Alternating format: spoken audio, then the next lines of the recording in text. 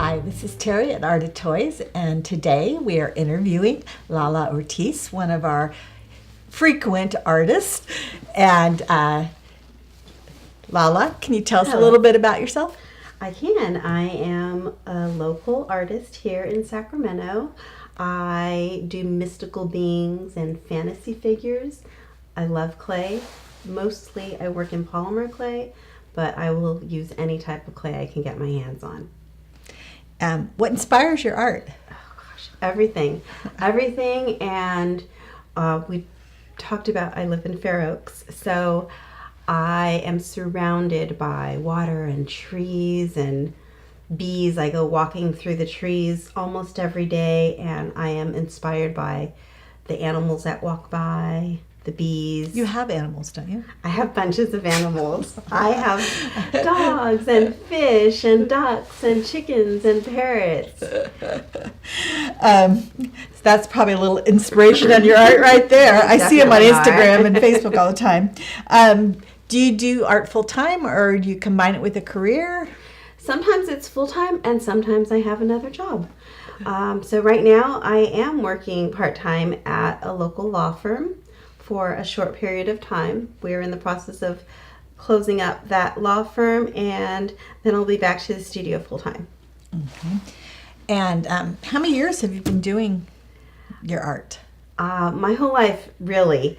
But the sculpting and mystical beings, I made my very first fairy 35 years ago. Oh. Did you study art? Off and on. So I went to nursing school. So you're self-taught, basically. Mostly. I've taken some classes, but in college, I did always take an art class every semester. So that was my fun stuff. I always did it credit, no credit, and I always took portrait drawing or whatever was available. I did life drawing, I did sculpting, but mostly doing this is definitely self-taught. The necklace you have on, are those beads that you made? No, these are African beads. Okay. So I assembled this, but I didn't make any. Okay. So, so your inspiration for your art, then you said, is more what's around you every day, or? I'm very much inspired by what's around me every day. So I used to live in San Francisco. I grew up right along the ocean. And when I lived down there, I did lots of fish and mermaids and dolphins and sea creatures. And then I moved up here into the hills, and there was a shift into more woodland creatures and fairies. I still love mermaids, and I do them every now and then, but really my inspiration has changed with my environment. So here is one of her wonderful little creations that's in the show. And did you come up with a name? This is Purple Peony Fairy. Okay. And you were just telling me about where some of those components come from. So why don't you share that with us? I find things from all over the place. So her little skirt here is, I made some wedding favors for my niece's wedding in October. This is leftover fabric from those little favors. The various little silk flowers are from separate projects. I can't remember where the leaves came from. I totally am. I know that the flowers came from the centerpieces from my sister-in-law's anniversary party, probably about 4 or 5 years ago. I've kept it for that long. And this came off of Christmas decorations. And I understand why your husband said you can't hoard for others. Hoard for other people, no hoarding for other people. And then her little crown, those are jewelry findings, because I make jewelry. Yeah. And so I thought it needed a little something. So she has a little crown that are jewelry findings, and her hair was left over from another little Krampus creature. What is your process when you design? Do you draw it out first, or you just go and as it comes to you? I do drawings, but the funny thing about it is that I do these drawings, but they don't usually end up as a sculpture. I might be thinking that maybe they will, but usually it's more like that's the feeling. Right. So right now I'm doing a series of flower fairies.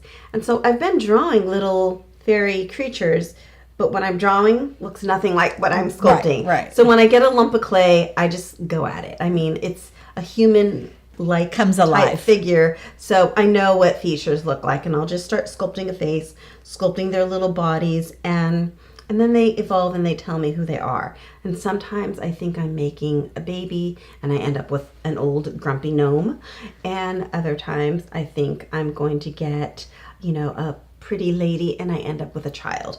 It's just, Right. I never know exactly.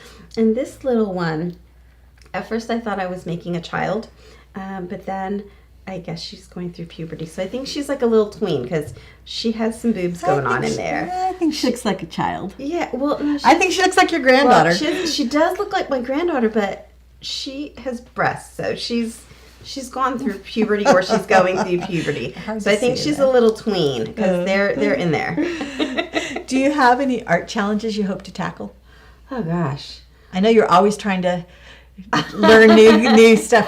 I love learning new things. I love learning new mediums. Like I said, I usually work with polymer, but I will try to work with any sculpting medium specifically that I can get my hands on. I've even sculpted in bubble gum. So my challenge is a lot of times focusing. Like focus on this one thing, learn how to do it really, really well before jumping off into the next thing. Okay. So I think that's Do you one of have, my big challenges. where do you hope to be in 5 years in your art? Oh, wow. I hope to not ever have to go get a job anywhere else ever again. It's always a good goal. Dental insurance is great, and, needing to go to the doctors, that's part of why these jobs end up happening, because this doesn't pay for those types of things. Right. So every now and then I do have to get them, but I really would love to be able to just, sit in a corner and sculpt and not have to worry about any of those other things. I also love to teach. So with those two things, I would love to just be able to do those two things and not worry about anything else. Now, Lala will be here at Art of Toys for our fairy show, but you can find her at... My studio is at 2221 El Camino in Sacramento. And online. And online, I'm at Lala at Redwood Coast Creative Arts. And Instagram. Instagram is Redwood Coast Creative Arts. She's hard to find because it's not under Lala Ortiz. That's why I asked. This is Terry at Art of Toys.